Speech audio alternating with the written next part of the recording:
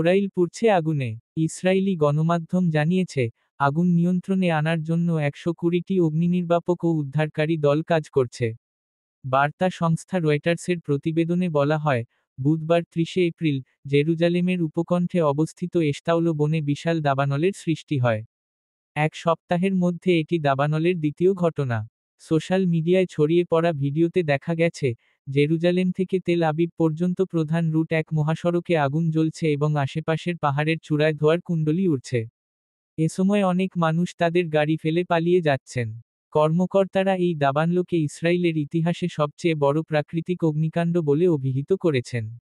বুধবার fire and rescue বিভাগের Jerusalem বিভাগীয় কমান্ডার সুমিলিক ফ্রিডম্যান বলেন, আমরা অনেক বড় একটি দাবানলের মধ্যে রয়েছি। সম্ভবত ইসরায়েলের ইতিহাসে এটি সবচেয়ে বড়। আগুন নেভাতে আমাদের যে কার্যক্রম চলছে, তা আরও দীর্ঘ সময় চলবে। এই দাবানল নেভাতে হিমশিম খাচ্ছে ইসরায়েলের কর্মকর্তারা। এরই মধ্যে কয়েকটি দেশের কাছে সাহায্যের আবেদন জানিয়েছে। দেশটির প্রধানমন্ত্রী বেনিয়ামিন নেতানিয়াহু জানিয়েছেন, দাবানলের আগুন নেভাতে ইতালি এবং ক্রোয়েশিয়া 3টি অগ্নিনির্বাপক বিমান পাঠানোর আশ্বাস দিয়েছে। শিগগিরই সেগুলো ইসরায়েলের পৌঁছাবে বলে আশা করা হচ্ছে। এছাড়া গ্রিস, সাইপ্রাস এবং বুলগেরিয়ার সহায়তা চেয়ে আবেদন করা হয়েছে বলে জানিয়েছে দেশটির পররাষ্ট্র মন্ত্রণালয় জানিয়েছে।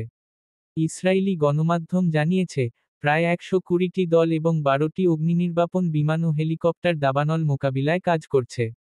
সামরিক বাহিনী জানিয়েছে, তাদের অনুসন্ধান ও উদ্ধার বাহিনী অভিযানে সহায়তা করছে। ইসরায়েলের পুলিশ জানিয়েছে, 3টি সম্প্রদায়ের লোকজনকে নিরাপদে সরিয়ে নেওয়া হয়েছে। দাবানের ঘটনায় কমপক্ষে 13 জন আহত হয়েছে।